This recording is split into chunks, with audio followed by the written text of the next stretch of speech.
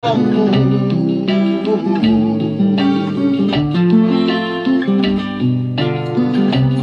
la croix,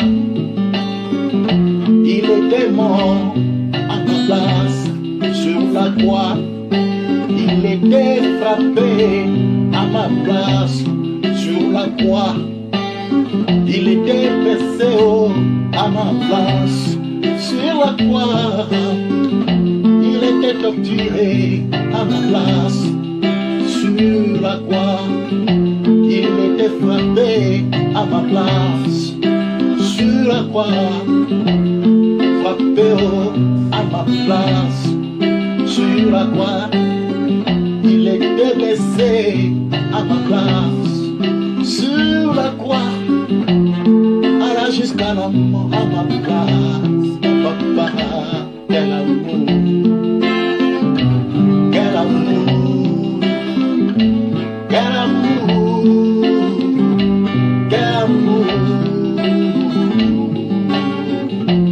Vraiment, Dieu bénisse votre présence.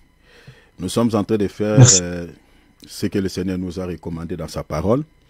Dans l'évangile de Matthieu chapitre 24, le Seigneur a dit, dans les derniers jours, il a donné tout un enseignement sur l'eschatologie, sur les événements qui caractérisent sa venue.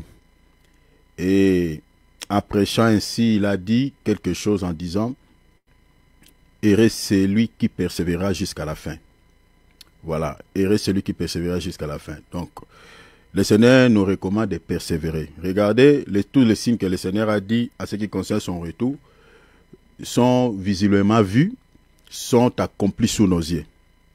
Le Seigneur a parlé sur les catastrophes naturelles, surnaturelles. On a vu cette prophétie s'accomplir sous nos yeux. Le Seigneur avait parlé sur la destruction du temple et cette prophétie s'est accomplie à la Septante avec l'empereur Titus. Le Seigneur avait parlé sur la montée du mal. Regardez ce que nous sommes en train de voir aujourd'hui. Voilà la montée du mal. Voilà, aujourd'hui, le mal est appelé bien. Le bien est appelé mal. Les gens auront pour amis les gens de mauvaise vie. Vous voyez, donc aujourd'hui, si tu t'allies au train de ce monde, donc tu seras appelé ami. Mais si tu marches en contre de ce que le monde nous propose, donc tu vas être taxé de tous les maux. Donc voilà, hein, les gens, quand on s'élève contre voilà cette histoire de papa, papa, maman, maman, donc on te dit, toi tu vis dans quel monde? Tolérance, il faut tolérer, nanani, nanana. Donc voilà un peu le monde auquel nous vivons. Donc si tu t'exposes tout uni sur la toile, tu es une belle femme, voilà, tu as des belles cuisses, tu es, voilà, ceci, cela. Donc si tu te conformes pas à cela, à toutes ces choses-là, donc on te dit que toi tu vis dans une autre planète. Le Seigneur nous a parlé sur la montée du mal, le Seigneur il a parlé sur l'abomination dont a parlé le prophète Daniel qui va s'installer dans les lieux saints. Vous voyez aujourd'hui les lieux qui est censé d'adorer Dieu, on voit voilà des choses qui se passent dans les églises de Dieu horribles. Les églises de Dieu sont devenues des boutiques, voilà les lieux où on vend des choses. Les églises de Dieu sont devenues des lieux où on attrape certains hommes de Dieu dans l'impudicité qui se couchent avec leurs fidèles du haut de la chair. Donc il y a beaucoup de choses qui se passent. Donc la prophétie de Matthieu chapitre 24, cette prophétie, la majorité de cette prophétie sont accomplies sous nos yeux. Et le Seigneur a dit, toujours dans l'évangile de Matthieu chapitre 24, à partir du verset 34, il a dit, quand vous verrez toutes ces choses, sachez-le que je suis proche à la porte. Il a parlé sur la séduction, sur la montée des faux prophètes. Voilà, donc nous sommes pleinement dedans, donc la montée des faux prophètes. Le Seigneur, il a parlé, les faux prophètes se lèveront, ils accompliront tant de miracles, mais bien aimés, qu'est-ce qu'on n'a pas vu? Donc, toutes ces prophéties qui caractérisent le retour du Seigneur Jésus-Christ sont accomplis sous nos yeux. Donc c'est pour attester que le Seigneur est bel et bien tout proche à la porte. Donc à des moments comme ceci, mes bien-aimés, restons aux aguets, restons aux aguets, restons aux aguets. Tu fais une chute, relève-toi, essuie les sables qui te collent sur tes habits. Donc continuez la marche. Ne restez pas dans une culpabilité, mes bien-aimés, pendant des temps et des temps. Non, répands-toi et continue ta marche. Vous voyez, demandez toujours à Dieu qui te donne la force de marcher dans une vie qui t'honore. une vie qui le loue. Et ça sera quelque chose de bien. L'enlèvement de l'église se passera, mes bien-aimés, un seul jour, je peux dire un seul jour, et dans les croisières. Ça ne prendra même pas une minute. C'est un événement, mes bien-aimés, qui n'a jamais eu lieu. Hein. Ça ne prendra même pas, je dis, même 30 secondes. Même 5 secondes. Ça se passera à une vitesse, mes bien-aimés, incalculable. Lisez 1 Corinthiens chapitre 15, à partir du verset 50. L'apôtre Paul nous explique comment cet événement aura lieu. La Bible dit en un clin d'œil. Est-ce que vous vous imaginez? Vous voyez comme ton œil, la frappe, tac. Est-ce que tu peux calculer combien de secondes ça fait? Tac. Et comme l'œil bouge. Tu vois quand quelque chose veut percer ton œil, directement les paupières vont se fermer. Et, tu vois? Donc c'est cette vitesse-là que l'enlèvement aura lieu. En un clin d'œil. Voilà pourquoi le monde ne saura pas que l'enlèvement a eu lieu. Les gens se rendent compte que l'enlèvement a eu lieu parce que, voilà, il y a, les Illuminati, les satanistes vont inventer des histoires, vont dire que, voilà, il y a des extraterrestres qui ont récupéré les gens sur la Terre, et tout ça, voilà pourquoi il y a eu la disparition. C'est ça ce que les Illuminati vont créer. Hein, voilà, parce qu'ils seront animés par l'esprit de celui qui va gouverner ce monde à ce temps-là. Mais les chrétiens qui rateront l'enlèvement que nous appelons la Vierge folle, qui rateront l'enlèvement, les chrétiens qui marchent un pied dedans, un pied, un pied dans le Seigneur, un pied dans le monde, ces chrétiens-là, ce sont eux qui vont informer le monde que, ce n'est pas les extraterrestres qui ont enlevé les gens, mais c'est plutôt l'enlèvement dont a parlé le Seigneur Jésus-Christ dans Matthieu chapitre 24, dont les prophètes, ses apôtres aussi ont prêché. Qu'il y a eu lieu, qu'il y a des chrétiens qui sont partis en l'enlèvement. Est-ce que vous voyez cela? Alors, voilà, mes bien-aimés, nous sommes bel et bien tout proches. Hein? Nous sommes tout proches. Nous sommes tout proches. Je crois que, comme je nous avais dit ici, si le 5 novembre ici, hein, qui va commencer dans cette semaine même là, si le 5 novembre, le président élu des États-Unis est Donald Trump, je reviendrai ici pour vous dire quelque chose, mes bien-aimés, sur le plan prophétique. Donc je vais mettre, je vais pas clore notre sujet parce que là nous allons pas finir. Hein, nous allons continuer jusqu'à un temps, bien qu'on va mettre aussi un point virgule. Mais je vais mettre une petite pause par rapport à ce que nous sommes en train de dire pour vous parler, mes bien-aimés, sur les agents politiques, le rôle de ces messieurs-là. Retenez ce que je vous dis. Parce que nous avons Kamala Harris, qui est le candidat présidentiel, et puis Donald Trump. Si c'est Kamala Harris qui passe, il n'y a aucun souci, je ne reviendrai pas. Mais si c'est Donald Trump qui passe, qui devient président des États-Unis d'Amérique, mes bien-aimés, je reviendrai pour vous dire quelque chose sur le plan prophétique. Je vous dirai quelque chose de très, très important, mes bien-aimés, pour que vous puissiez comprendre quelle heure sommes-nous dans l'horloge de Dieu. Je vous dirai quelque chose de très important par rapport à l'enlèvement de l'Église, par rapport à la montée de l'Antichrist. Et je vous dirai par rapport à ces messieurs quelque chose, même les gens qui l'entourent, les gens, parce qu'il est soutenu par quelques milliardaires de ce monde. C'est-à-dire, l'Antichrist peut être lui, tout comme l'Antichrist peut être ces milliardaires-là. Parce qu'il a des casquettes, ce monsieur. Il a la casquette politique et puis il a aussi la casquette religieuse. Vous voyez, religieuse. Vous voyez cela? Si ce n'est pas lui, c'est parmi son entourage, parmi ces milliardaires-là. Je vous dirai quelque chose de très capital, mes bien-aimés, par rapport à nous, l'Église. Alors, retenez cela, n'oublie pas. Et par rapport à ce qui se passe au Moyen-Orient, son rôle. À jamais tu seras l'agneau sur je fléchis les genoux pour t'adorer.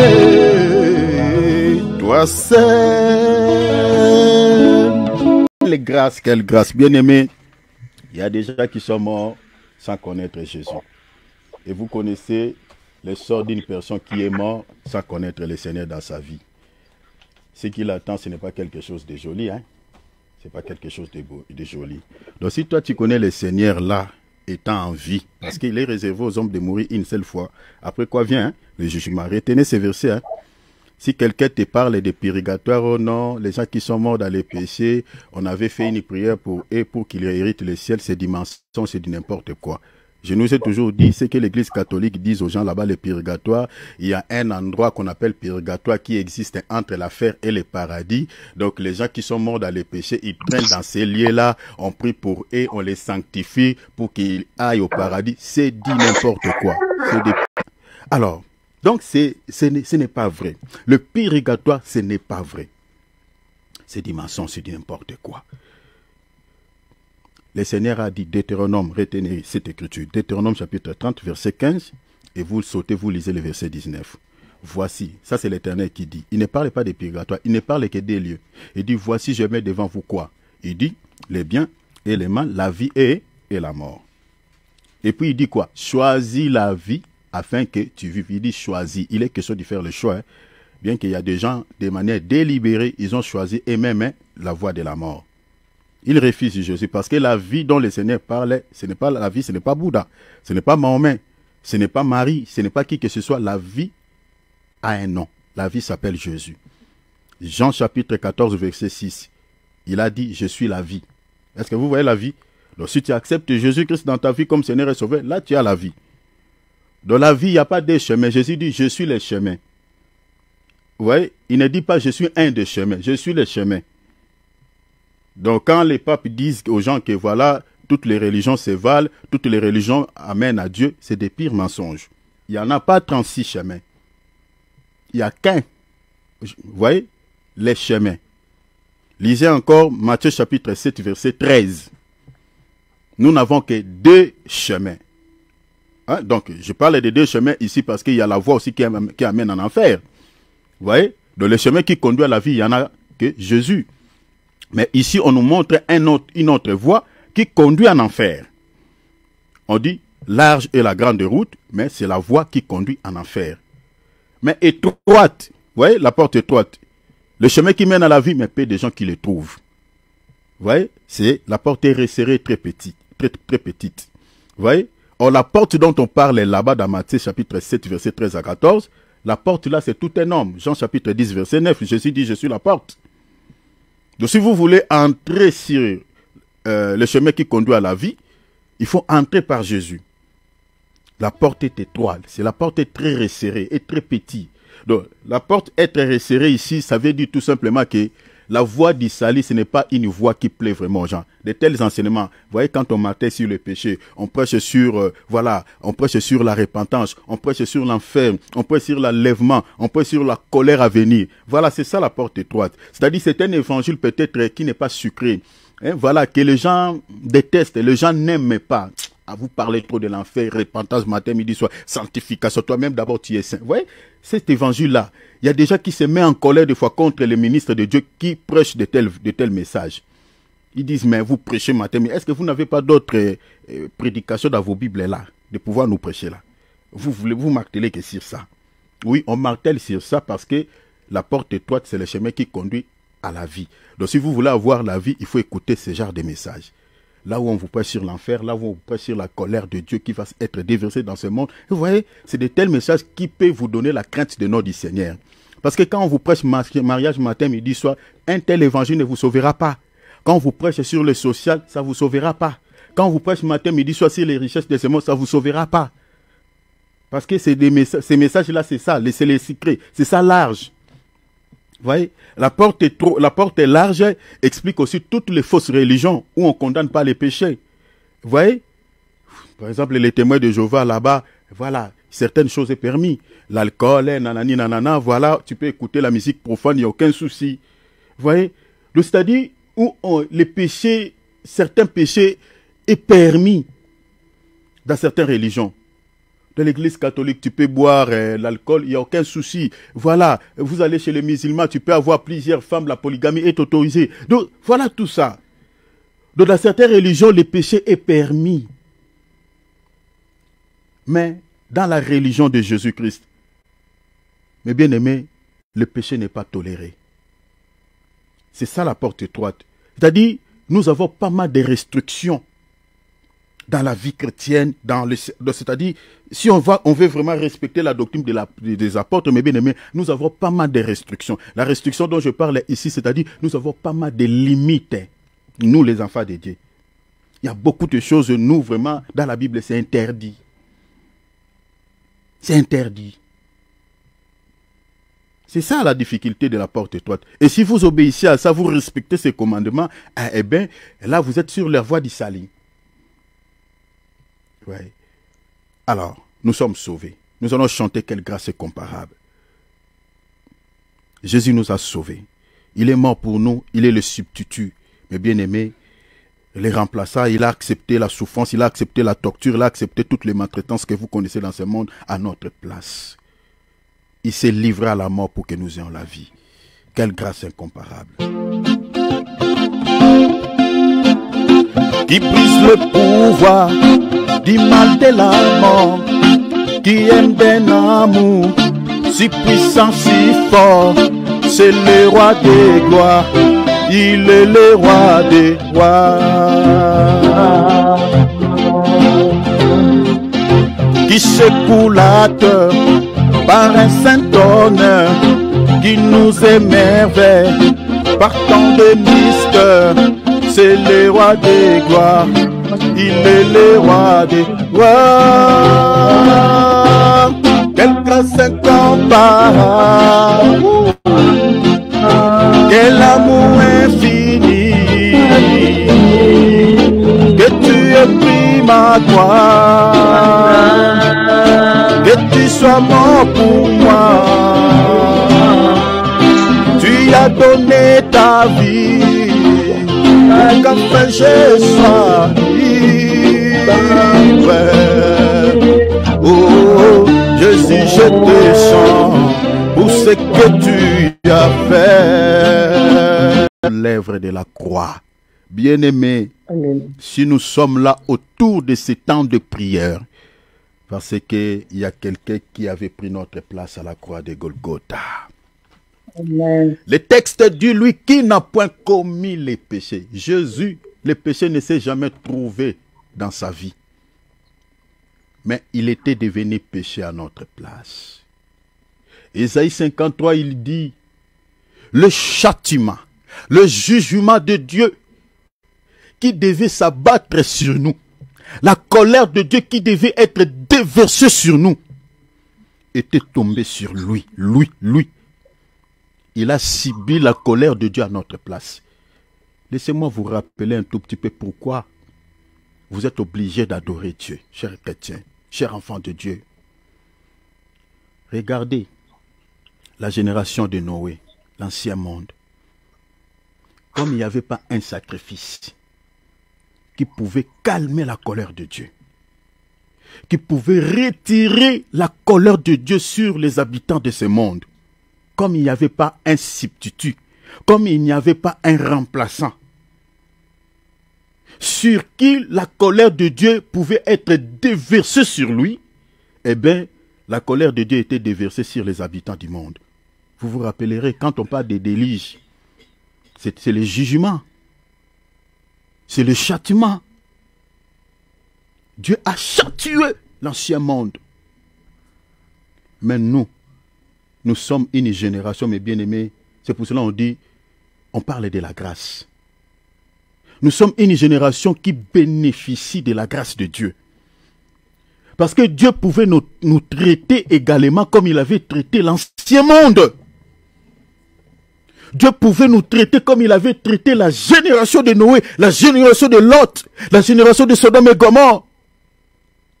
Mais d'où notre génération, la colère de Dieu qui pouvait être déversée sur nous, qui allait être déversée sur les habitants de ce monde.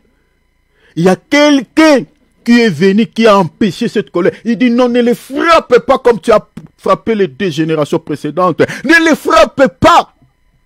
Ne les frappe pas. Frappe-moi à leur place. Frappe-moi à leur place. Châtie-moi à leur place. C'est ça ce qu'Ésaïe dit. Les châtiments qui nous donnent la paix. Aujourd'hui, la paix dont on parle est là. Ce n'est pas la paix du cœur. C'est-à-dire, nous avons été en conflit avec Dieu à cause de nos péchés. Il y a eu un problème entre les habitants du monde. Les gens ont tourné le dos à Dieu. Les gens, au lieu de suivre Dieu, ils ont suivi Satan. Ils ont suivi l'ennemi. Mais pour que la paix se rétablisse, pour qu'il y ait la réconciliation entre l'homme et Dieu, il y a quelqu'un qui est intervenu. Et ce quelqu'un-là s'appelle Jésus. Il dit, ne les châtie pas. Mettez tous leurs péchés à ma compte. Châtie-moi à leur place. Voilà pourquoi Paul dit, il n'a point commis les péchés, mais il est devenu péché à notre place.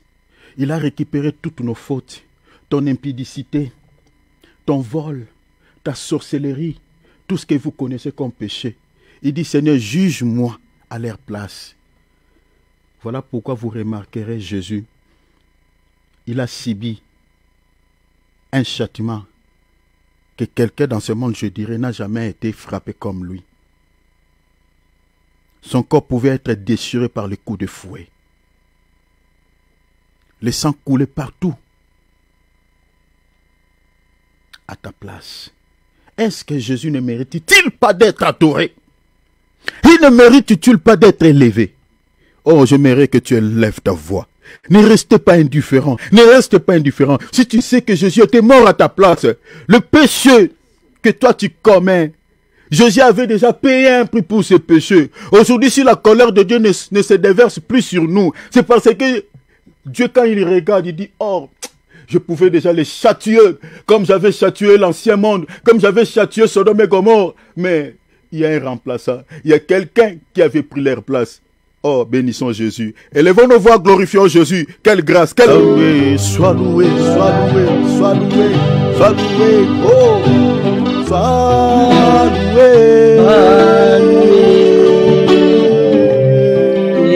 sois béni,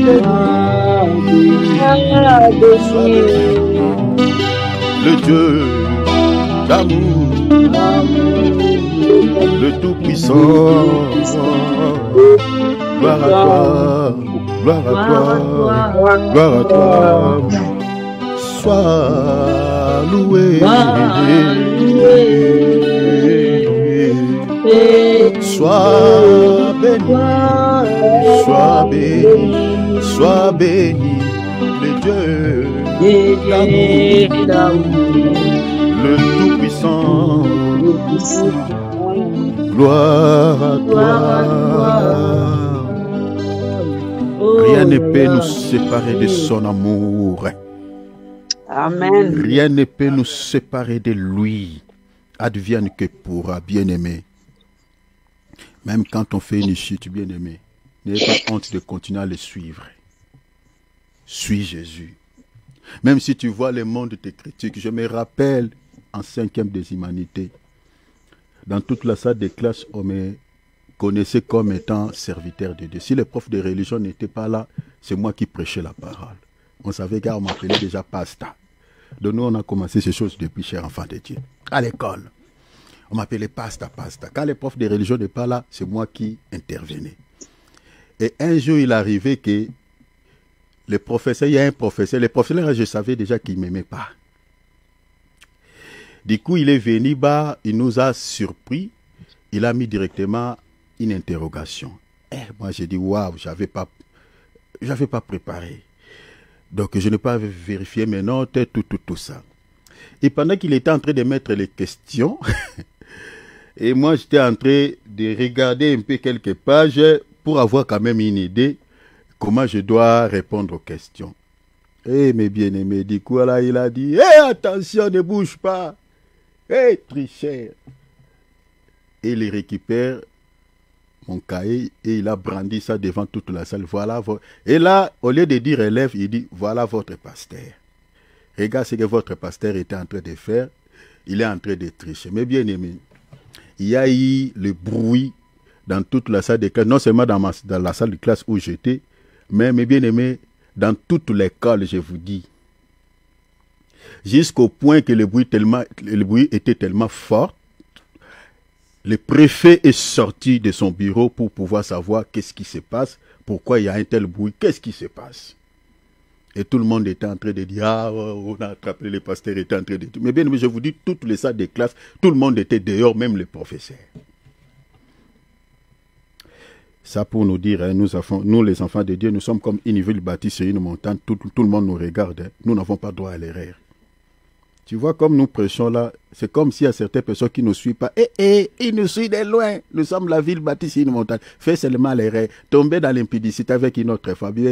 Même les gens que tu penses qui ne te suivent pas là, ça va être répandu sur la toile.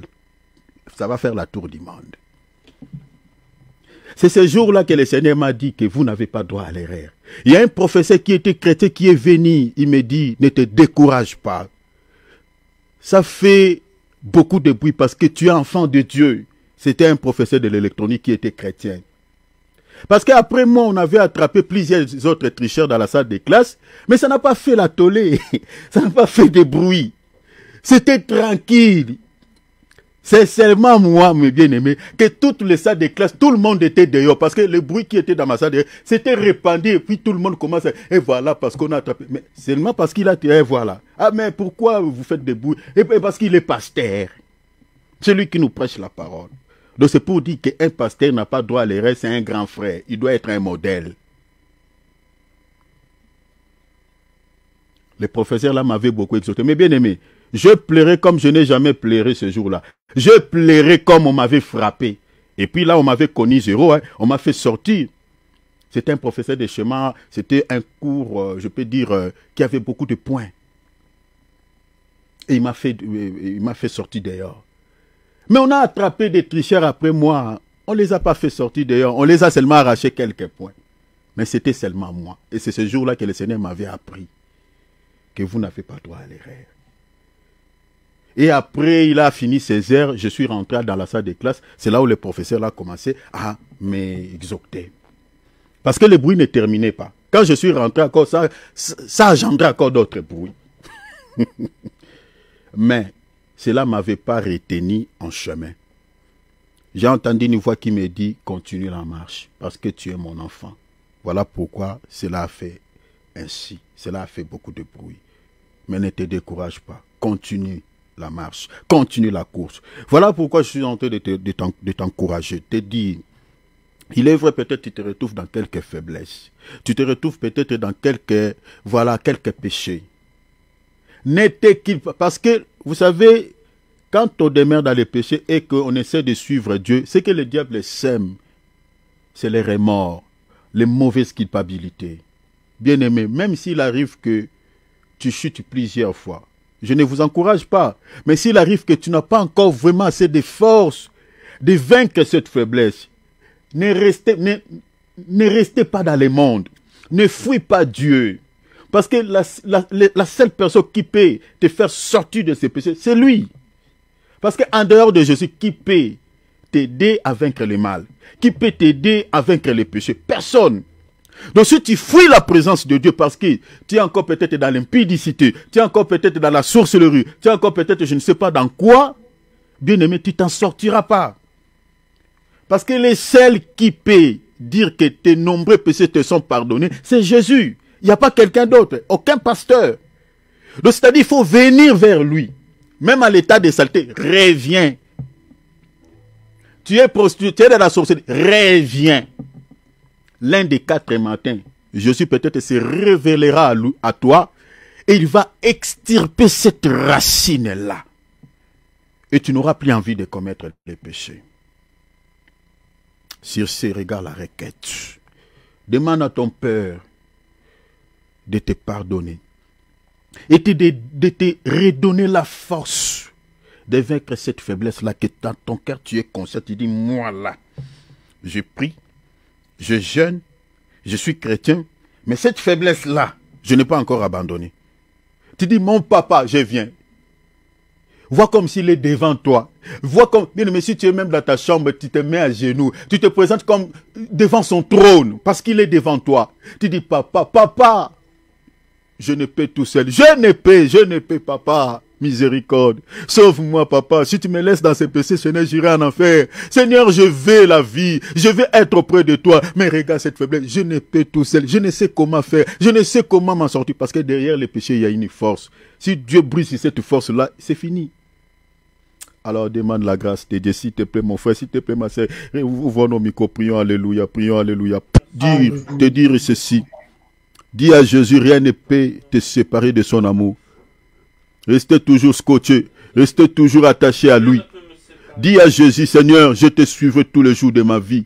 Bien-aimé, déclare-le, mais bien-aimé, cette confession que tu es en train de faire, ça restera ainsi. Et rien ne te séparera de son amour. Moi, depuis l'Afrique, je disais à Jésus, même si tu m'amènes en Europe, même si tu m'amènes où, tu resteras pour moi un père, je resterai pour toi un fils. Seigneur, je ne retournerai jamais dans le monde. Mais bien aimé, quand j'étais venu pour la première fois en Europe, les gens me disaient, ah voilà, aujourd'hui tu es devenu pasteur, mais on te donne quelques mois et tu vas retourner dans le monde. Ici, ça c'est un monde à part. Mais bien aimé, jusqu'à présent, dans un monde à part, je continue à être chrétien. Bien aimé, un léopard ne peut pas changer la couleur de sa peau. Même ici, on les transporte de l'Afrique, on l'amène ici en Europe. Il restera toujours léopard. J'étais chrétien là-bas. Ici, je reste toujours chrétien. On restera chrétien, chrétien jusqu'à la mort. Alors prie, demande à Dieu, advienne que pourra. Dans les bons, tout comme dans les mauvais jours. Seigneur, je vais te suivre. Prions au nom de Jésus. On y va par les acclamations. Alléluia. Que le nom du Seigneur Jésus soit élevé, soit béni. Chers enfants de Dieu, nous voulons passer la parole au prophète Placide. Voilà, le prophète est là. Voilà, si vous êtes touché par les messages, pendant la prédication, tu peux ouvrir ton micro, tu peux manifester. Voilà, ce que tu as ressenti comme un réma ou voilà, tu as été touché par la parole de Dieu, tu peux le manifester par un amen. Donc tu peux ouvrir ton micro et dire un amen, il n'y a aucun souci.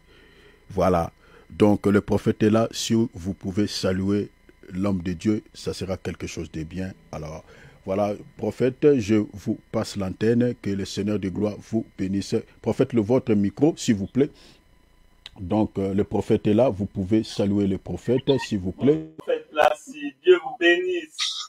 Voilà. Ça, c'est le bien-aimé Philippe. Voilà. Amen, amen. Bonjour, prophète, et soyez bénis. Amen, amen. Amen. Voilà. Que le Seigneur soit loué. Homme de Dieu. Bonsoir, bonsoir, homme de Nous Dieu. sommes en Afrique. Ok. Amen. Que le Seigneur Ça, c'est soit maman loué. Adrienne. Hein? Ah, ok. Ok. Bonsoir, maman Adrienne. Bonsoir, Bonsoir, maman. homme de Dieu. Bonsoir. Nous sommes très ravis de vous écouter. Merci Vraiment. beaucoup, maman. Amen. Amen.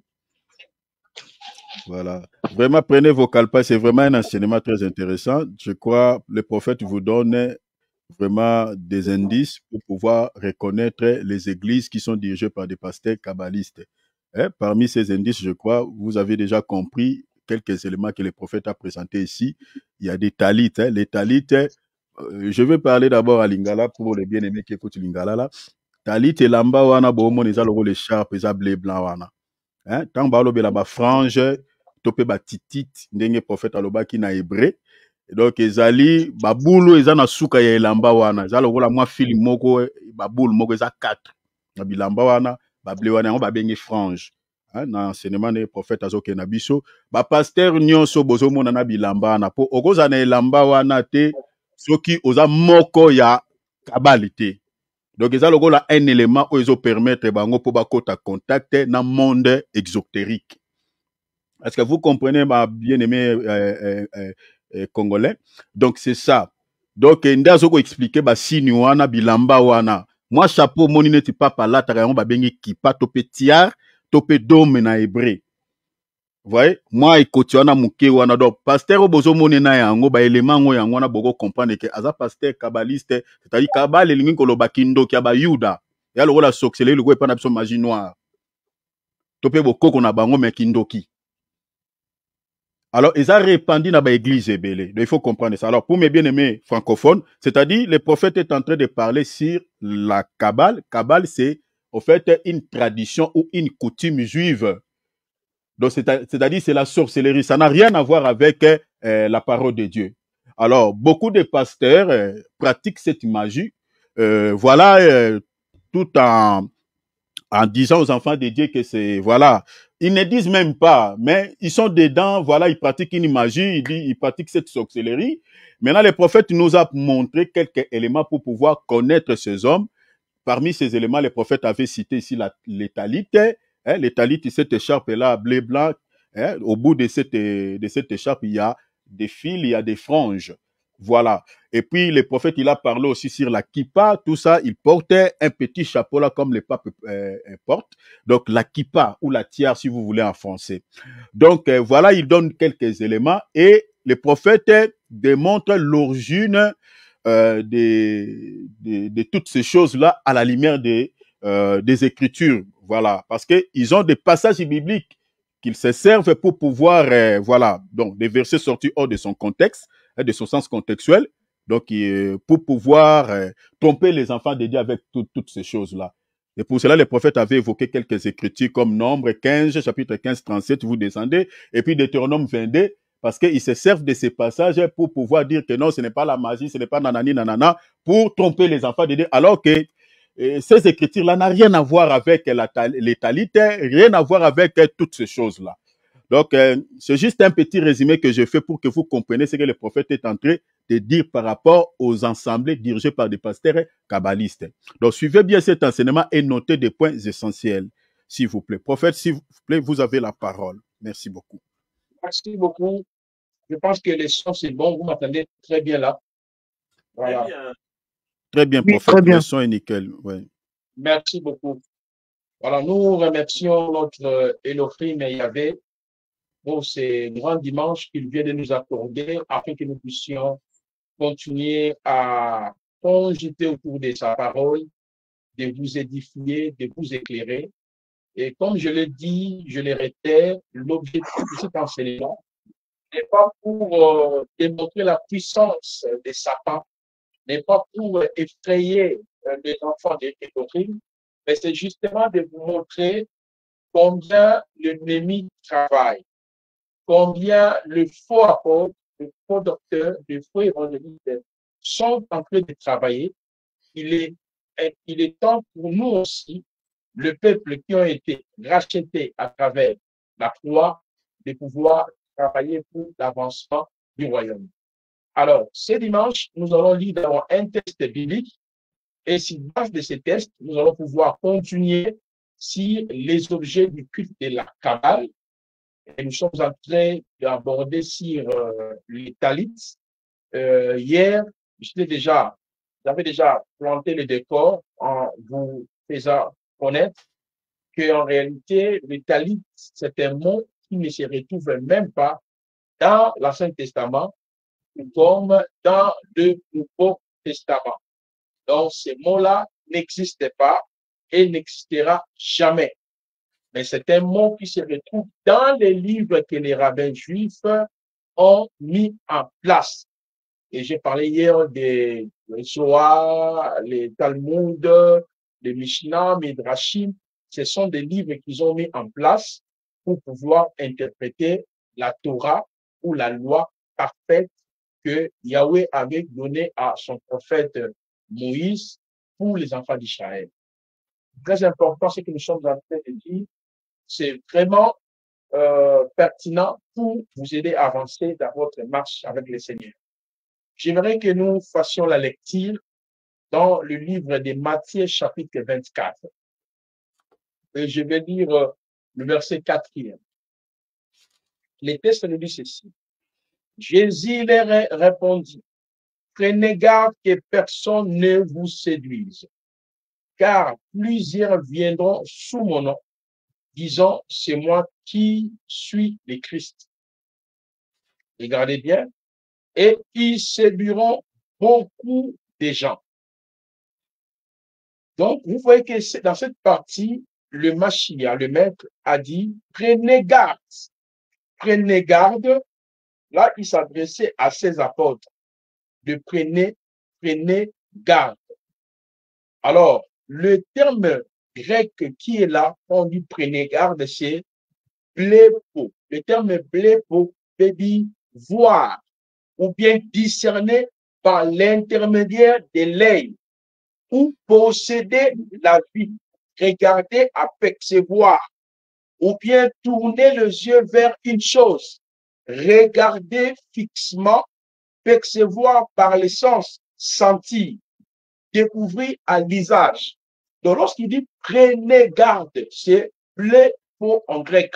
Donc, il voulait que les disciples puissent discerner, percevoir, regarder clairement, avoir le discernement par rapport aux choses qui devraient normalement se passer sur la terre.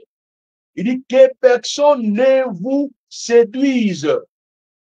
Personne ne vous séduise. Donc, les maîtres de Machia, ils savaient que plusieurs viendront pour pouvoir séduire le disciple, égarer le disciple.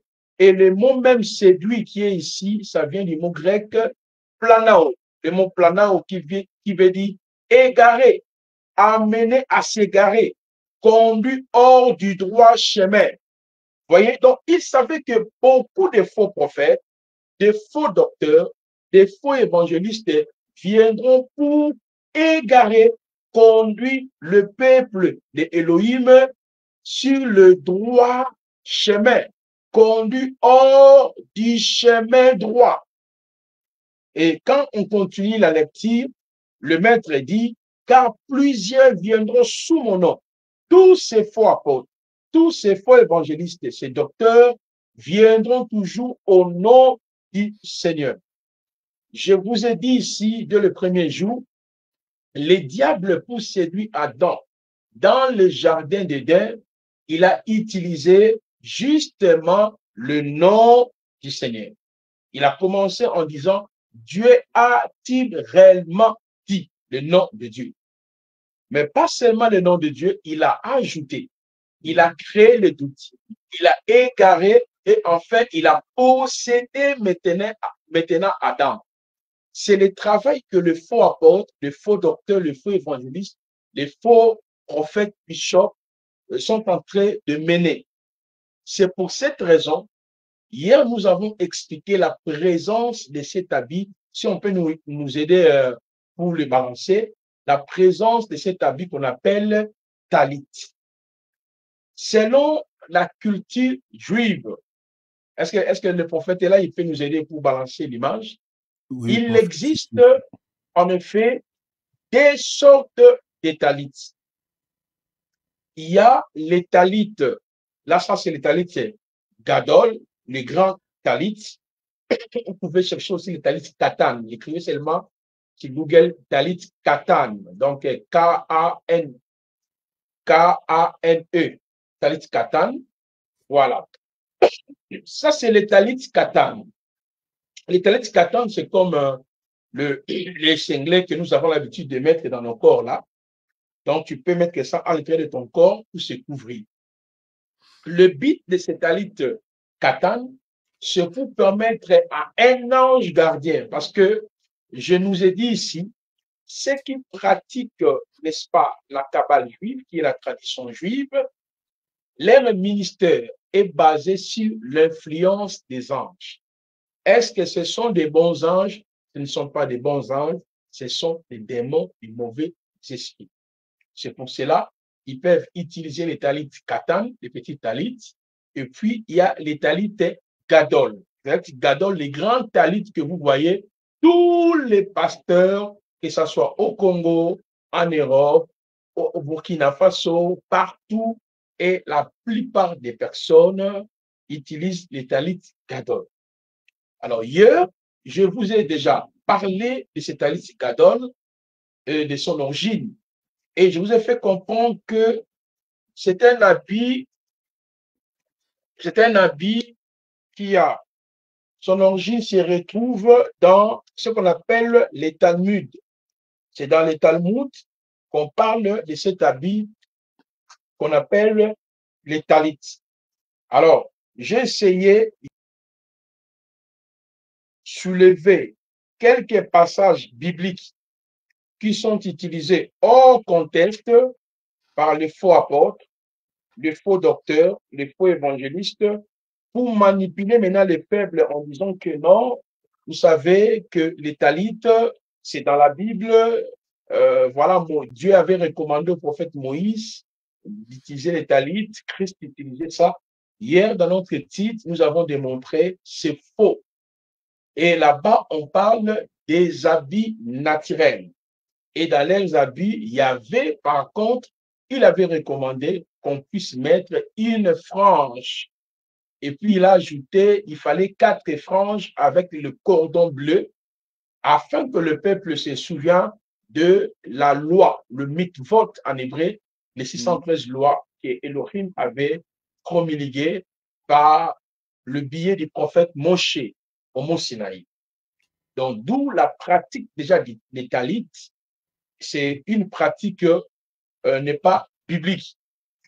Et la pratique des talits aussi est contre la doctrine. Vous allez remarquer que quand le juif est pris avec les talits, il se couvre toujours la tête. Il se couvre toujours la tête. Même la plupart des pasteurs, vous les voyez dans des montagnes, partout, quand ils prient, ils couvrent déjà la tête.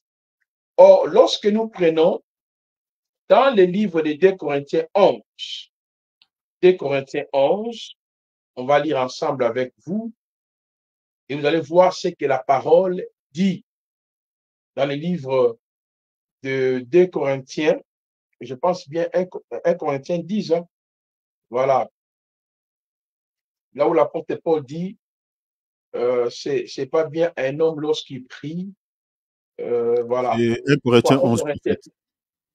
Alors, c'est 1 Corinthiens 11, pardon. 11, ouais. Voilà. Moi, j'ai dit 2 Corinthiens 11. 1 Corinthiens 11. Voilà. Regardez, l'apôtre Paul dit ceci dans 1 Corinthiens 11. C'est très important. Vous devez comprendre que ceux qui utilisent déjà les talits là, ils sont contre même le fondement de la doctrine chrétienne.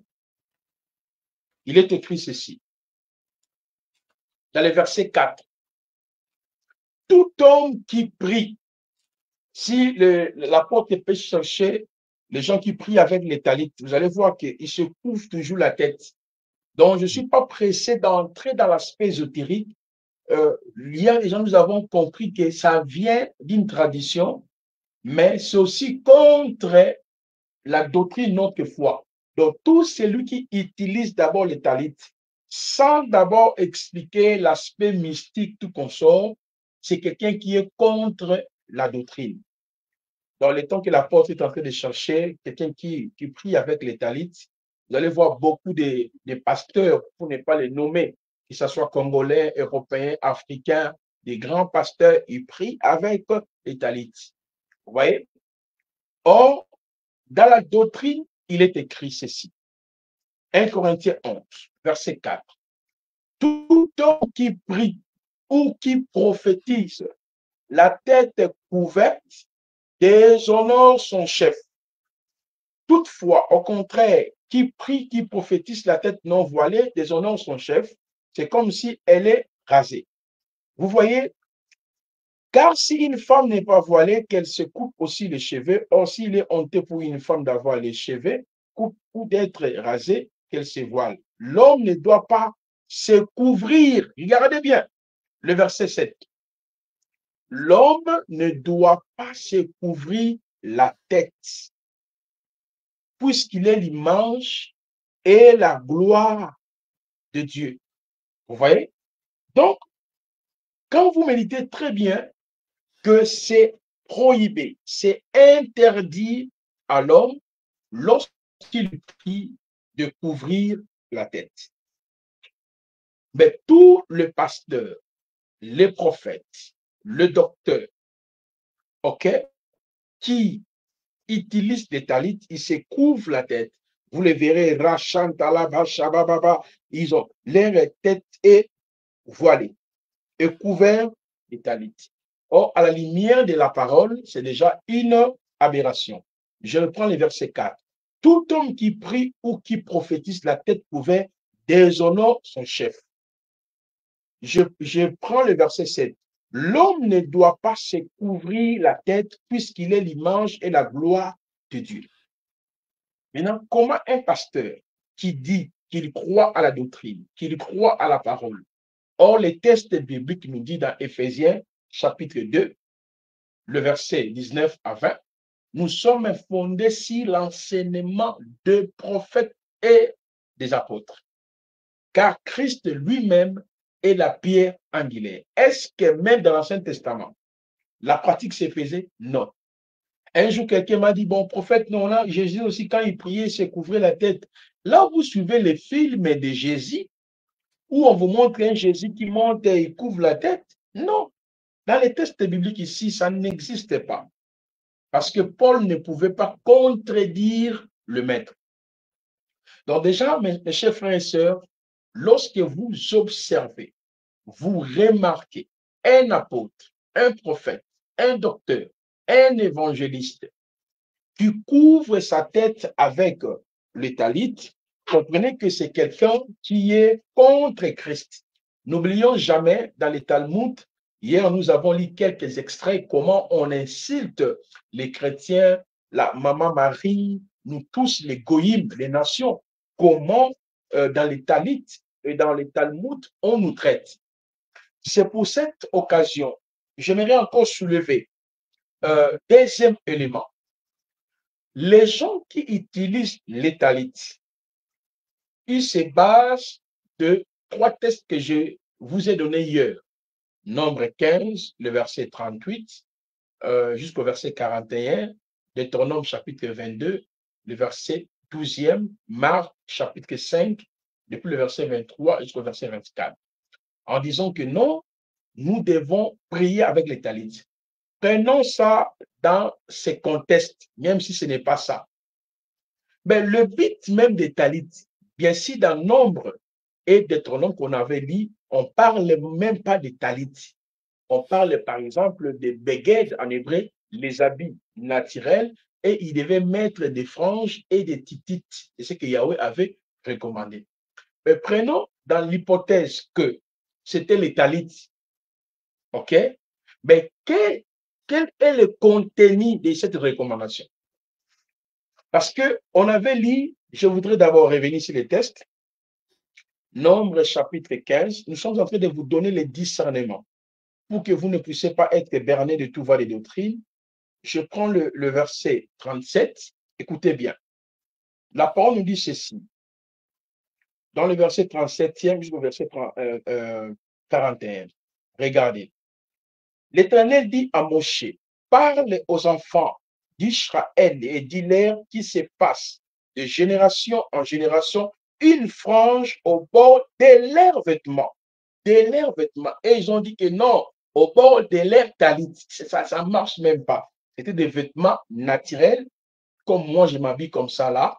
Donc c'était obligé, vous voyez comme le pasteur, il couvre la tête. D'abord, c'est contre la Bible.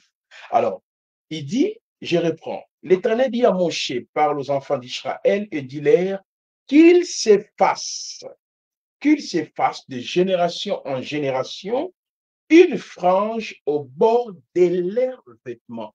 Il n'a pas dit de faire un talit, mais une frange. Une frange, c'est comme de broderie. Au bord de leurs vêtements, ils devaient mettre des titites, le fil. Vous voyez ça, mes chers frères? Alors, regardez qu'ils mettent un cordon bleu sur cette frange du bord de leurs vêtements. Quand vous aurez cette frange, regardez bien, quand vous aurez cette frange, vous la regarderez et vous vous souviendrez de tous les commandements de l'Éternel pour les mettre en pratique.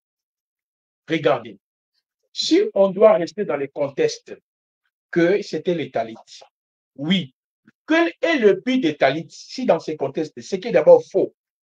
Si c'est les talits, parce que eux, ils s'appuient sur ces tests pour dire que Yahvé avait recommandé les talits. Mais on a compris que non, il a commandé une frange au bord de leurs vêtements. Mais restons dans le contexte, c'est les talits.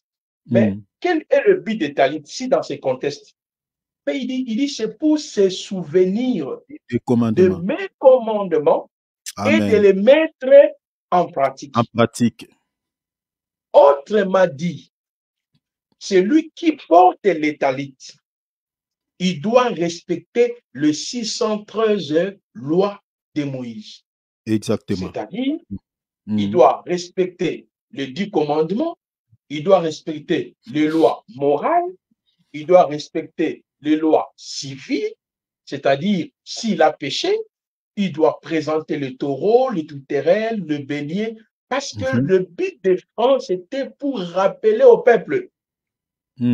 À chaque fois que vous violez la loi, vous devez respecter les différentes dispositions qui ont été éditées par l'autorité compétente Elohim lui-même. Donc, vous voyez que si on doit rester dans ces contextes, nous, l'Église, nous savons très bien les 10 commandements. Les 10 commandements, Yahweh les a réduits par l'amour vers Elohim et l'amour vers ton prochain. Parce que dans les 10 commandements, il y a 6 commandements pour Elohim et 4 commandements pour l'homme.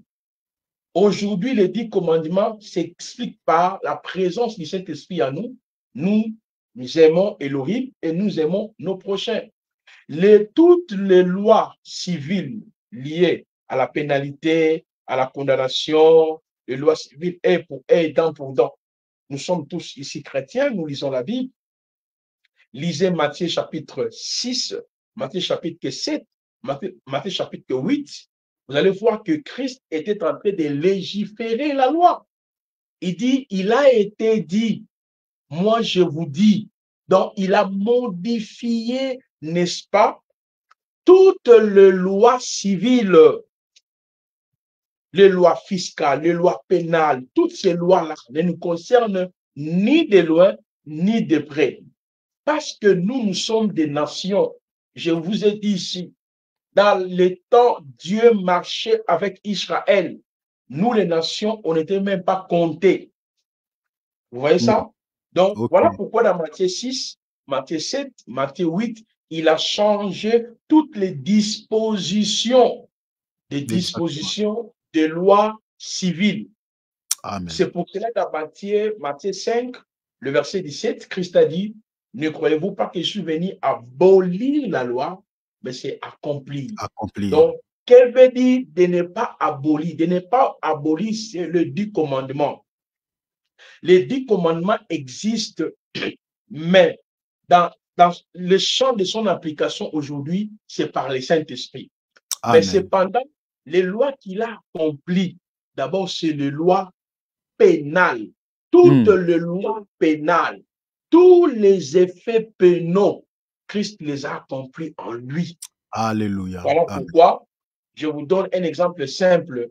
Jean chapitre 8, le verset 1er, on voit quelqu'un, une femme qui a commis l'adultère, selon Deutéronome chapitre 22, à partir du verset 16 jusqu'au verset 29e, Deutéronome chapitre 22, le verset 16 à 19e, au cas où une femme engagée a commis l'adultère, la loi précite, il fallait que la femme soit lapidée.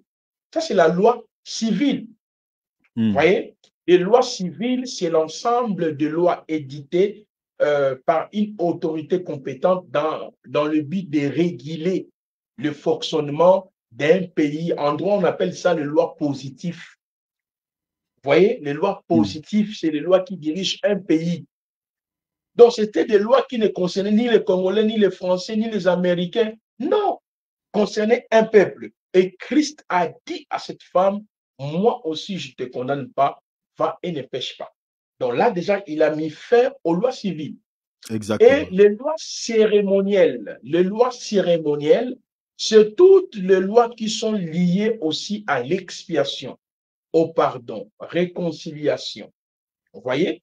Par sa mort à la croix, il a accompli toutes ces lois-là, mes chers frères. Amen. Je vous invite de lire l'Épître aux Hébreux. Les chrétiens, prenez le temps de lire la Bible. Dans Hébreux chapitre 10, le verset 1 à 10 nous dit quoi? Dieu n'a agréé ni sacrifice, ni offrande, ni holocauste. Mais tu m'as formé un corps. Parce que Yahweh avait établi le prêtre, selon Hébreux 5, 1 à 3, tout sacrificateur est choisi au milieu de son peuple, établi afin de présenter les sacrifices. Quel était le but de ces sacrifices-là? Réconcilier les peuples, purifier les péchés, sanctifier les peuples, donner le pardon, ramener le peuple à Dieu. Mais qui l'a accompli à la croix de Golgotha? C'est Christ. Amen. Amen. Donc, d'où celui qui porte les talites, il veut nous dire que nous pouvons revenir dans le système mosaïque. Autrement dit, dans les sacerdoces mosaïques ou aroniques, lévitiques. Vous voyez que ça ne marche pas. Or, nous sommes dans les sacerdoces royales. Alléluia. Est-ce que vous comprenez, mes chers frères? Amen. Donc là, nous sommes en train d'abord doter l'idée-là d'une manière doctrinale. Je n'ai pas encore touché l'aspect mystique. Bien sûr, je vous avais déjà dit que les talis, c'est un point de contact.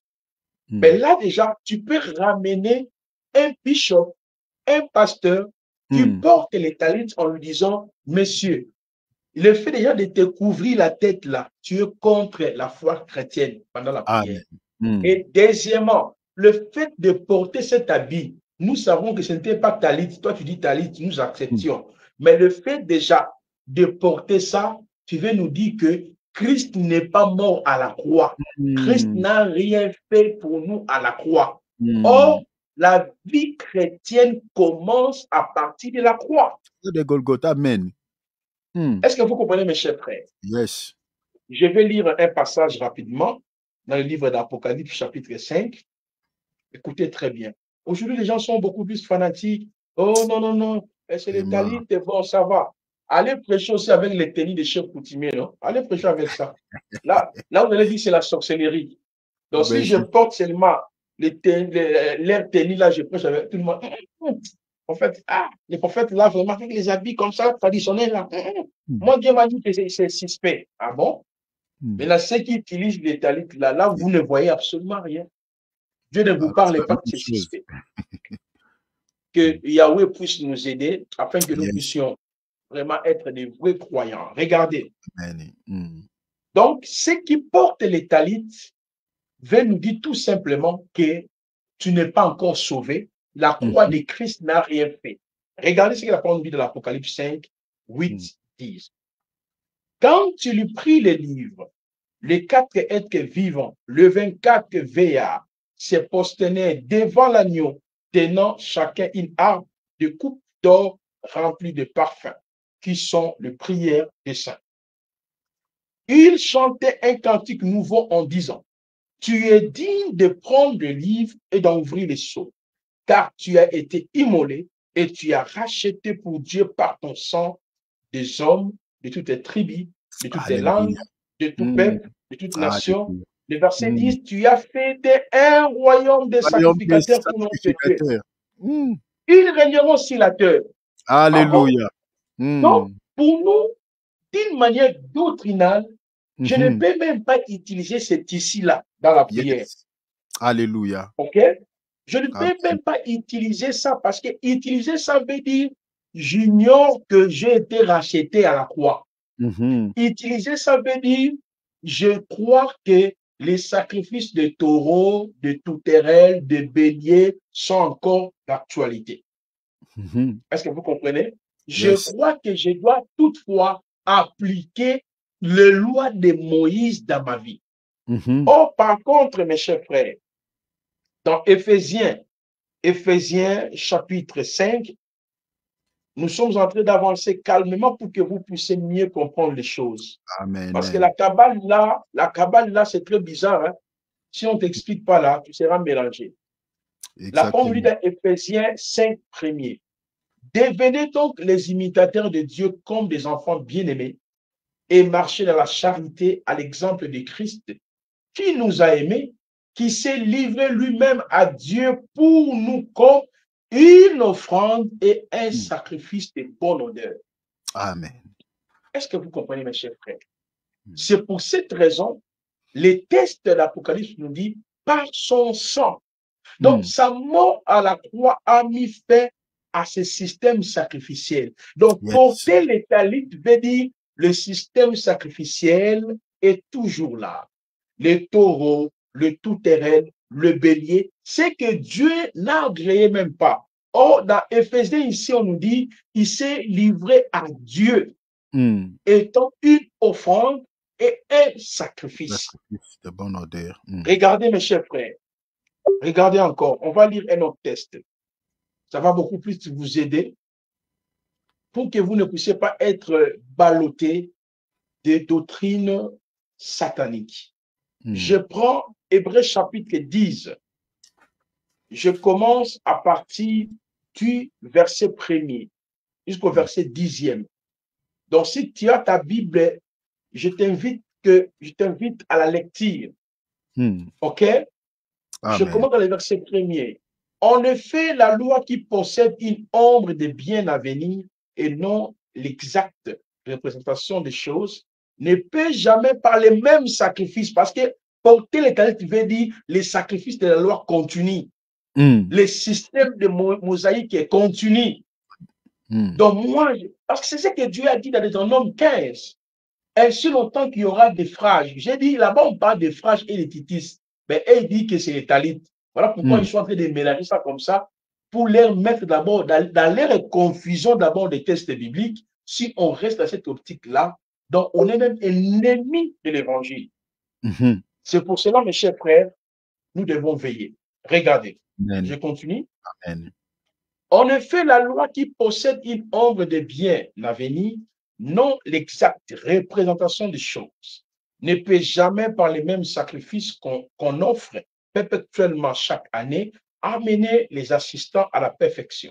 Autrement, ils n'auraient-on pas cessé de l'offrir, parce que ce qui rend ce culte, étant une fois purifié, n'aurait plus aucune connaissance de leurs péchés.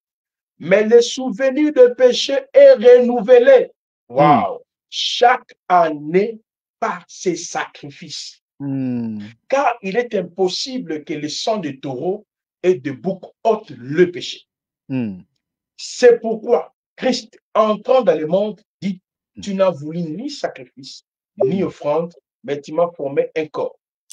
Tu n'as agréé ni holocauste, ni sacrifice pour les péchés. Alors je dis, voici, je viens. Dans le rouleau du livre, il est question de moi. Pour faire, oh Dieu, ta volonté. Après avoir dit d'abord, tu n'as voulu et tu n'as agréé ni sacrifice, ni offrande, ni holocauste, ni sacrifice pour les péchés, c'est qu'on offrait selon la loi. Il dit ensuite, voici, je viens pour faire ta volonté. Il a aboli ainsi la première chose pour établir la seconde. Papa, comment toi tu peux porter les talits?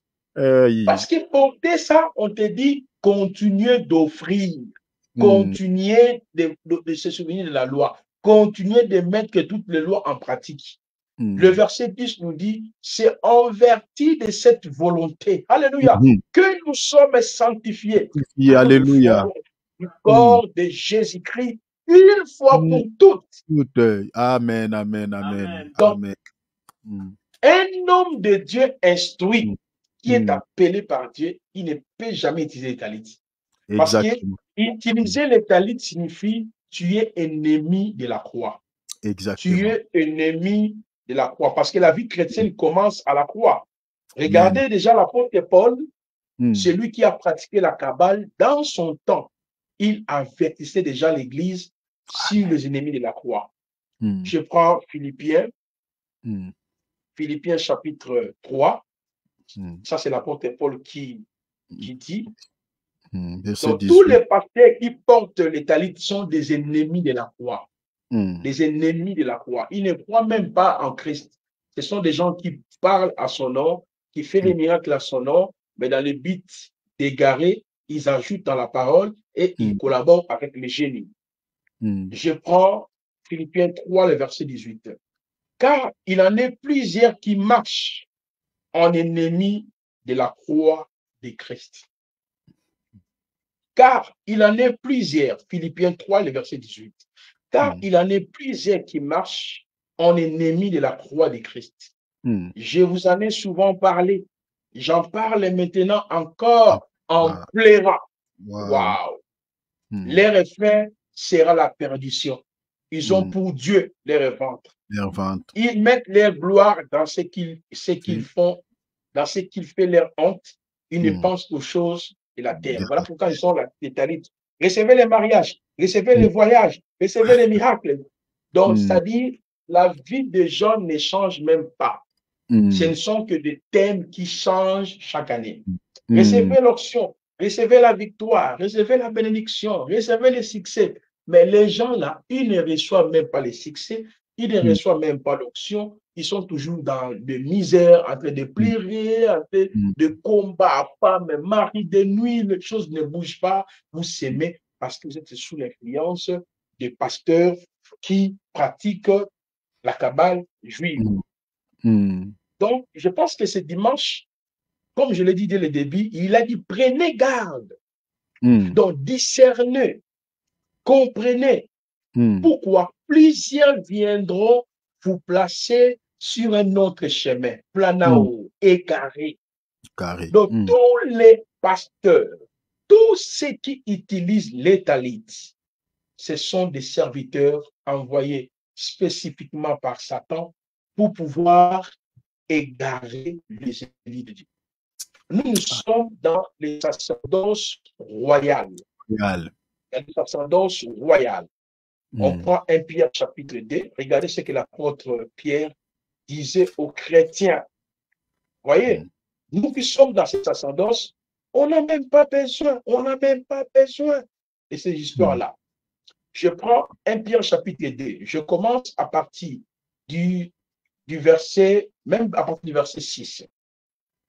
Car il est dit dans l'Écriture, voici, je mets en Sion une pierre angulaire, choisie, précieuse. Celui qui croit en elle ne sera point confus. L'honneur est donc pour vous qui croyez, mais pour les incrédules, la pierre qu'on rejetait et ce qui bâtissait est devenue la principale des langues. Une pierre d'achèvement, un rocher de scandale. Ils seraient pour n'avoir pas crié à la parole. C'est à cela qu'ils sont destinés. Vous, au contraire, vous êtes une race élue, un sacerdoce royal, une nation sainte, un peuple acquis, afin que vous annonciez le vertu de celui qui vous a appelé des ténèbres à son admirable lumière.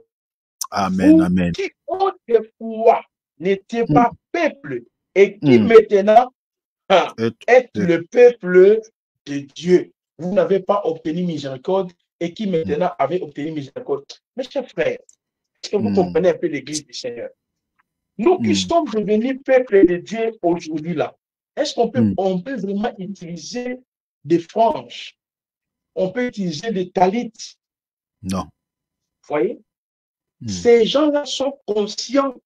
En utilisant les talites là, ils sont conscients que ça vient des Talmud. C'est un habit de la sorcellerie. C'est un habit qui est attaché à des puissances occultes. Parce qu'un pasteur, c'est quelqu'un qui est avisé. C'est quelqu'un qui est enseigné. C'est quelqu'un qui est équipé. Comment il peut arriver à utiliser un habit? Je vous ai dit hier aussi, vous êtes en Europe, il y en a qui sont en Afrique. Aujourd'hui, avec l'Internet, c'est simple. Le jour où les Hamas sont venus attaquer les Juifs, est-ce que vous avez vu les Juifs avec les qualités d'équipement? Non. Non, non. Et ils vivent normal. Ils vivent normal. Ce n'est que les religieux, c'est-à-dire les gens qui ont la connaissance que le commun des mortels n'en ont pas, ce sont eux qui utilisent les talites. Exactement. Puisque c'est un habit de prière, le char de prière, un habit de prière. C'est écrit où, mes chers frères, que talit, c'est un habit de prière. Donc, si on reste dans le contexte de nombre, comme ils disent c'est talit, Mais nulle part dans Nombre, on dit que talit, on doit se couvrir de ça. Talit, c'est un habit de prière. Non, Non. non. Est-ce que vous comprenez? Amen. Je pense que nous sommes en train de comprendre ces choses. Exactement, Nous, prophète. les chrétiens, nous sommes déjà dans les sacerdoces royales. Royal. Le sacerdoce royal n'est pas basé sur les choses terrestres, est basé par l'Esprit, par le Saint-Esprit. Amen, On n'a amen, plus amen. besoin d'un sacrificateur physique. On n'a plus besoin d'un tabernacle physique. Physique. On n'a plus besoin des sacrifices des taureaux, des tourterelles. Tous ces sacrifices, tabernacles, souverains sacrificateurs, parlaient que de Christ. Celui, Amen. il est pour nous, Amen. les tabernacles, il est pour nous, l'ensemble de tous les sacrifices qu'on a fait dans la loi. Et il est tout est pris, donc tout est en lui. Amen. Et nous sommes nés d'en haut. Nous sommes nés de nouveau. On n'a plus besoin de ces choses. Et avant de chuter, il y en a qui parlent de talit pour vous dire que non, c'est pour ces chars de prière. On va prier. Voilà, le juif, quand il prie avec ça. C'est pour cela que nous aussi devons prier avec les talits.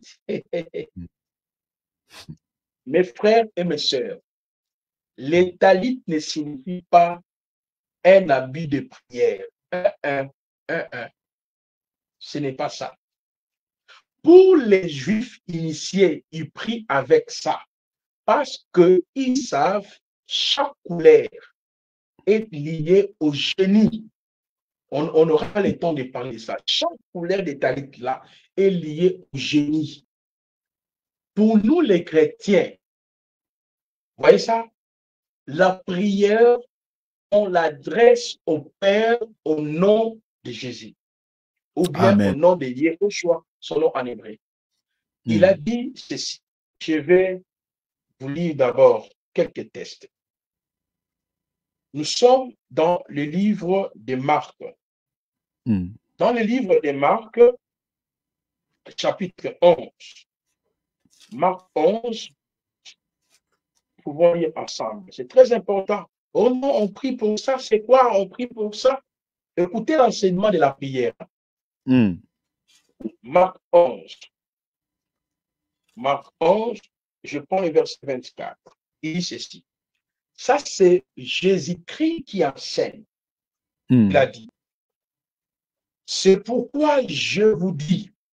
Il s'adresse à ses disciples. Nous aussi, nous sommes disciples aujourd'hui. Tout ce que vous demanderez en priant avec talit. Tout ce que vous demanderez en priant avec kippa. Tout ce que vous demanderez en priant avec talit. Non. C'est ça, non? Non, non. Tout ce que vous demanderez en priant avec talit, vous couvrez la tête. Non, non. Il n'a pas dit ça. Il dit tout ce que vous demanderez en priant, croyez que vous l'avez réussi et vous le verrez s'accomplir. Et quand on entre dans Matthieu, il dit quand tu veux prier, entre dans ta chambre, mets les talit sur ta tête. Non, non, non, non, non. Non. Mais tu verras les pasteurs. Oh non, mais c'est pas ça, on prie pour ça, c'est un habit. Il couvre même la tête. Non. Donc, vous voyez là où l'église est née aujourd'hui. Là où l'église, elle se retrouve aujourd'hui. La prière s'est faite dans le lieu secret. Le lieu secret peut être ta chambre, peut être ta voiture, peut être ton lieu du travail. À chaque fois, il y a pause, tu as 5 minutes. Tu parles à ton Père. Pourquoi? Un jour, les disciples l'ont demandé. Jean-Baptiste a enseigné à ses disciples comment ils devaient prier. Mais toi aussi, enseigne-nous à prier. À prier. Est-ce que les disciples ne connaissaient pas la prière? Ils connaissaient la prière parce qu'ils avaient la Torah, l'Ancien Testament, le prophète. Ils ont plusieurs exemples. Esther a prié, Daniel a prié, beaucoup de gens ont prié dans l'Ancien Testament. Mais qu'est-ce qu'ils ont vu de nouveau en Christ? Et Christ a commencé de leur dire, quand vous priez, dit, Italie soit là. Non. Non, Matthieu non, non, 6, 9 à 13. Quand vous priez, d'abord, il a d'abord dit dans Matthieu 5, entre dans ta chambre, et puis quand tu entres dans ta chambre, il ajoute, quand vous priez, dit, notre Père qui est au ciel. que ton nom soit sanctifié, que ton règne vienne, que ta volonté. Associer la prière à une pratique quelconque. Il n'a pas associé la prière avec un tissu quelconque qui doit t'accompagner. Non. Vous voyez ça? Il dit, tout ce que vous demanderez en priant à mon nom, croyez-vous que vous l'avez déjà reçu. Amen. Il dit, vous les verrez s'accomplir. Amen. Non, les gens disent, non, on doit aller au mur de lamentation avant les... Non, ce n'est pas le mur là qui exauce la prière. Le mur là n'écoute pas. Ce n'est même pas le mur de lamentation que Salomon avait construit. Parce que le Seigneur lui-même avait dit dans Matthieu 24, il ne restera ni pierre sur pierre. Il parlait de la destruction du temple. Amen. Le temple était l'épicentre du judaïsme. Vous voyez? Pourquoi? Parce que lui-même, il savait bien qu'il serait le temple. Le temple véritable, c'est lui. Jean chapitre 2, le verset 19 à 21, il dit, détruisez ce temple, je le rebâtirai en 3 jours. Parce que les temples étant le puissance du judaïsme, c'est ce qui faisait la force des enfants d'Israël. Dans les temples, selon la prière du roi Salomon, dans 1 roi chapitre 8, premier, vous descendez, il dit, quand le peuple viendra prier ici, donne l'exaucé. Dans les temples, il y avait l'exaucement, il y avait la guérison, il y avait la paix, il y avait le bonheur. Donc, lorsqu'il a dit qu'il ne restera ni pierre si pierre, autrement dit, c'est lui-même qui devient le temple, qui devient l'exaucement, qui devient le pardon, qui devient la victoire pour le peuple. Alléluia. Merci. Alléluia. Est-ce que vous comprenez, mes chers frères? Oui. Ce n'est pas d'aller, oh non, je pars en Israël. En Israël, il n'y a rien là-bas. Il n'y a rien. Amen. Ils ont fabriqué là, c'est pour arnaquer les nations. Lui-même a dit, il est venu chez les siens. Les siens ne l'ont point reçu. Jean chapitre 1, premier jusqu'au verset 14. À partir du verset 12, 13, 14, il dit, à tous ceux qui l'ont reçu, à ceux qui croient à son nom, il leur a donné le pouvoir de devenir enfants de Dieu. Mais vous ne croyez même pas ça pour vous. Non, Israël, on doit aller en Israël. L'huile, ça vient d'Israël. Cet habit, ça vient d'Israël. Merci. Donc, c'est pour cela. Si vous allez rejeter vos traditions, que vous les taxez, c'est la sorcellerie, mais vous préférez la tradition des autres, mais ça n'a pas de sens. C'est comme un Congolais dit, non, moi je ne crois pas à mes traditions, si je ne me marie pas, il y a des hôtels de famille, il y a des malédictions. Oui, mais un Congolais qui dit ça, elle part où il part en Israël avec la kippa, avec les talit. Ah bon? Et puis tu commences encore à prier, j'ai pris tout ce que mes parents ont fait, mais ça n'a aucun sens. Mes chers frères, écoutez-moi très bien. La présence réelle et constante de Dieu est en nous. Amen. On n'a pas besoin des talits pour prier, pour se couvrir. Je vais vous expliquer pourquoi ils se couvrent des talits. Pourquoi cet habit-là les accompagne dans la prière. C'est pour les mettre en relation avec les génies de la Kabbale. Et voilà. Les 72 génies de la Kabbale. Couvrir veut dire le démon, venez me posséder et dirige-moi. Voyez? Et on aura le temps d'expliquer ça. Nous, l'Église, écoutez, l'exaucement de nos prières n'implique pas des cris, des chaînes, des criers, des bâtis, des hôtels. Tu vas te fatiguer pour rien. Aucun pasteur silateur a le pouvoir de t'exaucer. Aucune pratique qu'un pasteur peut faire peut te conduire à l'exaucement. La clé de l'exaucement est dans Jean chapitre 14. Écoutez ce que Yoshua dit. Il dit ceci dans Jean chapitre 14, verset 13-14. Il dit ceci. Je lis le verset 13e. Tout ce que vous demanderez en mon nom, je le ferai.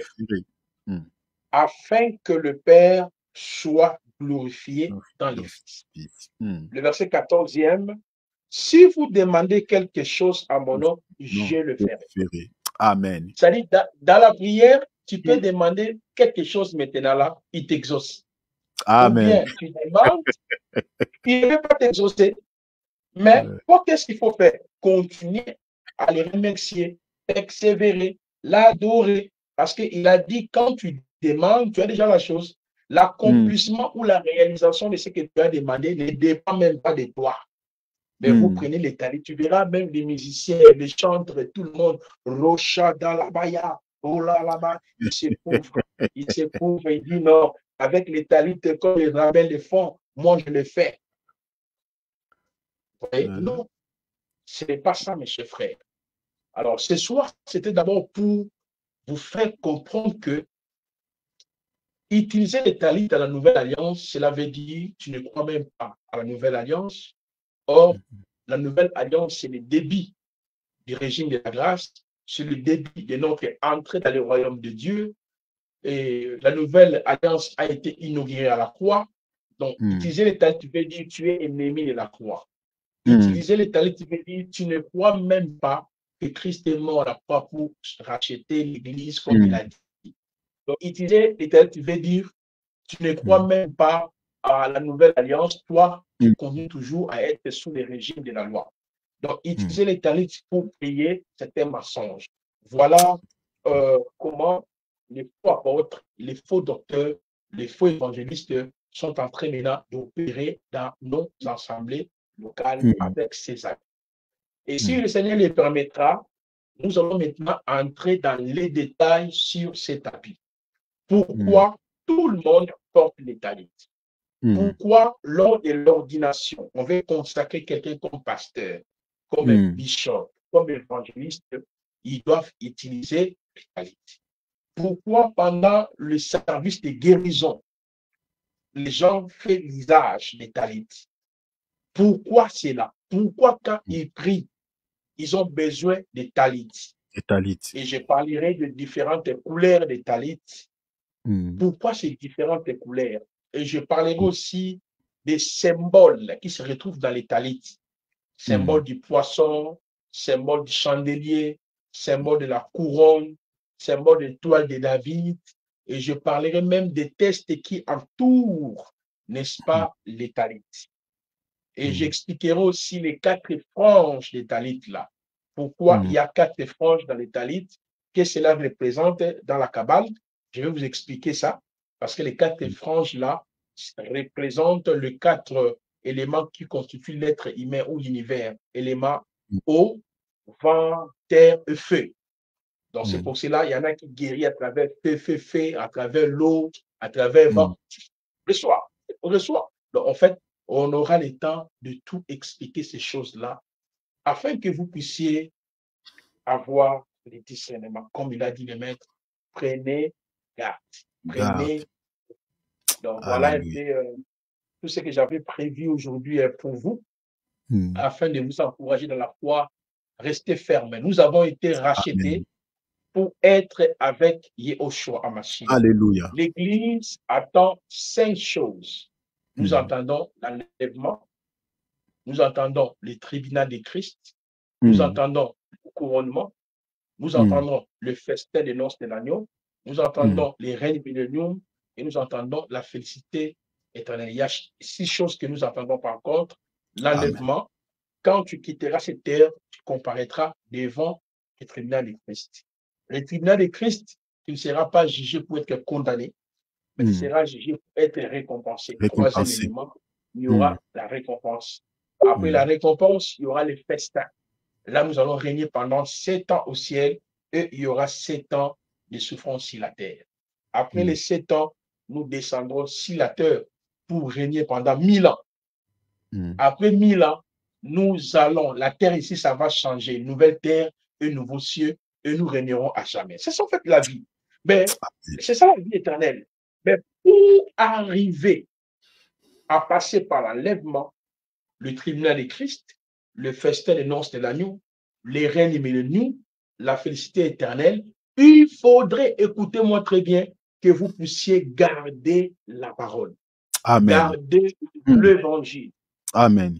Et la parole dit dans l'Apocalypse chapitre 3, le verset 8 à 10, comme tu as gardé la parole de la persévérance, Alléluia. moi, Moi je aussi. te garderai aussi à l'ère de la tentation qui doit toucher tous les habitants de la terre.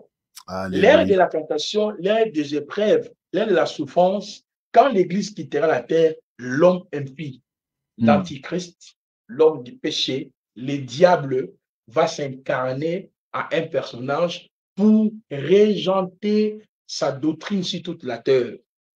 Maintenant, tu veux passer dans les moments-là, continuer à suivre les faux apôtres, tellement les chrétiens pensent que l'exaucement de leurs prières, la guérison, la puissance est entre les mains des prophètes et entre les mains des bishops.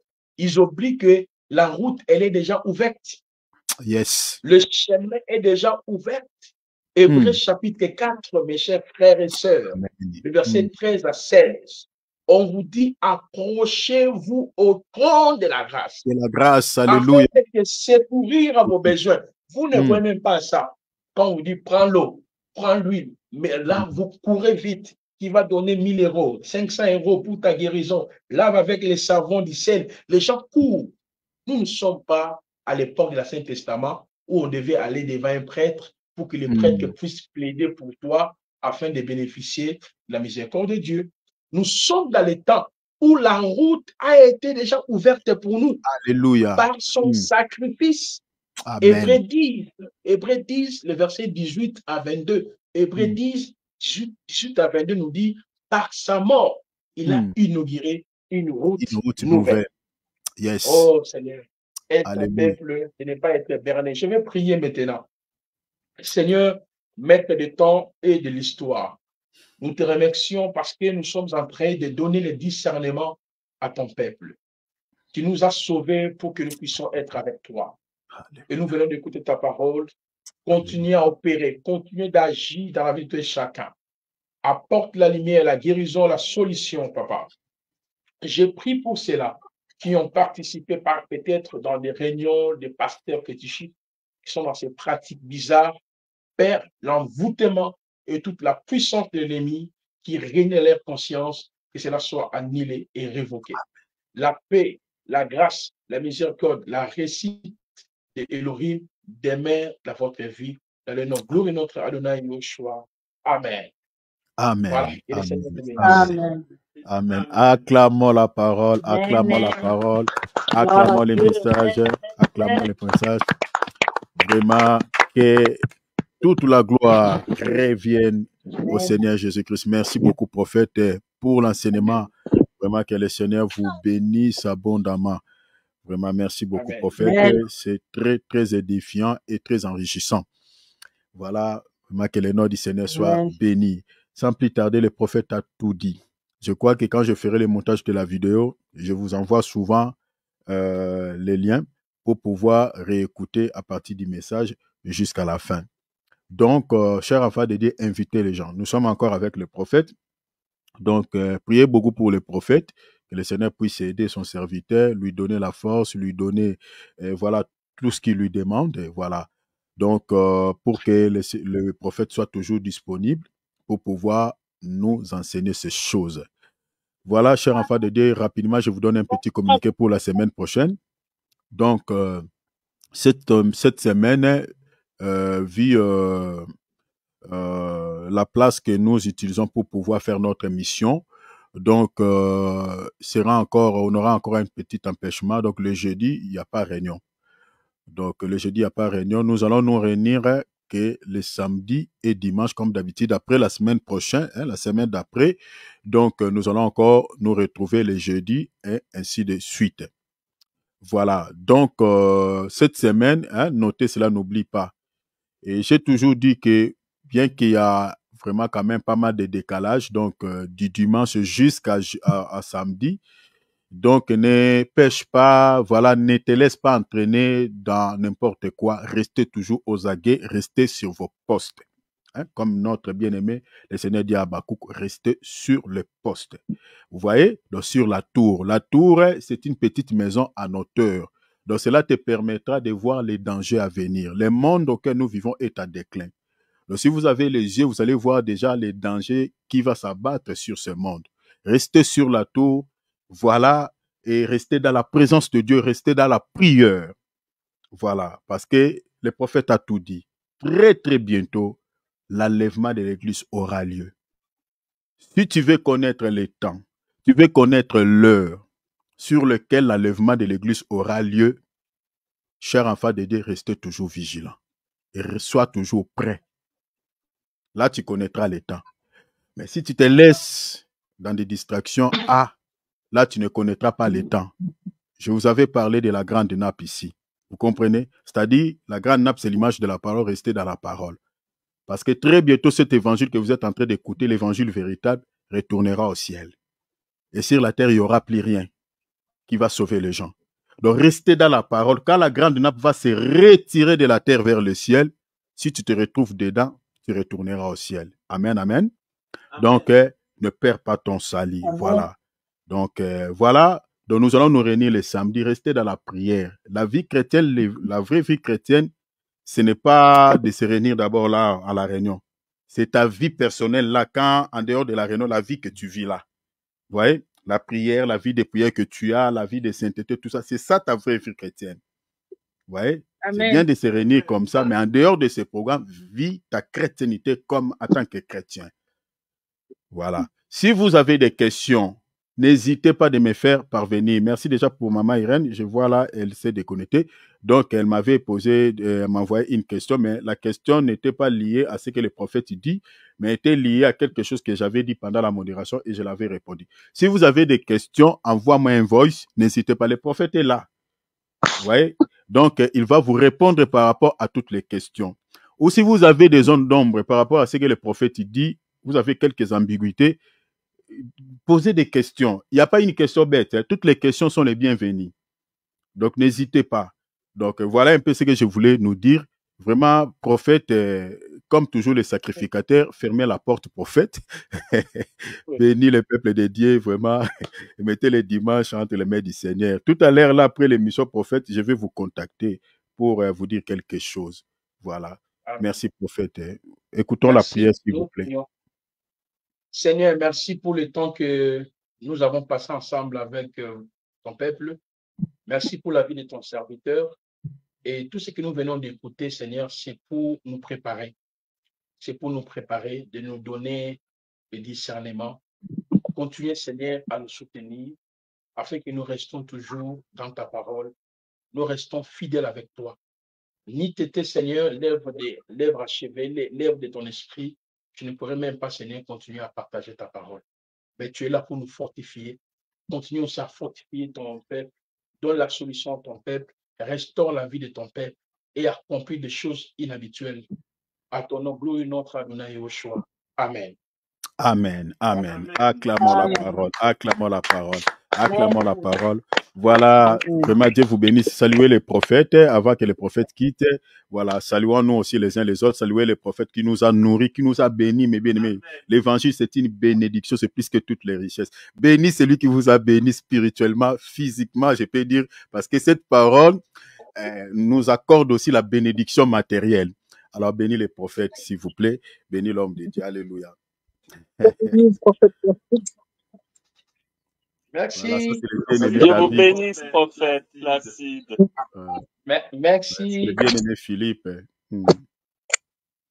Voilà.